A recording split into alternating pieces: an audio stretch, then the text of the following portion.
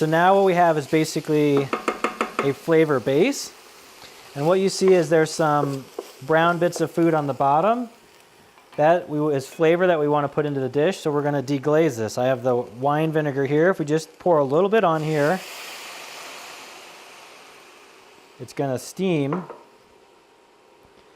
And then we can go in here and it'll scrape off really easy. And this is lots of really, really good flavor.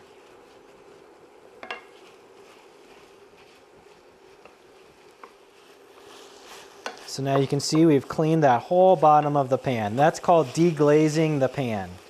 And we deglaze it from those brown little bits of food. They're called zooks. They're flavorful bits that you want to make sure you get in your food and not on the bottom of the pan where you have to scrub off later. So I'm going to add a little bit more of this vinegar. Do be careful when you're heating vinegar. Don't stand right over the top because it does create a little bit of some fumes, kind of like cutting an onion. That'll make your eyes water up. But I'm going to add a little bit more of this vinegar here. And we're going to let it kind of boil off. But this will add some nice acidity to this dish to balance out that taste.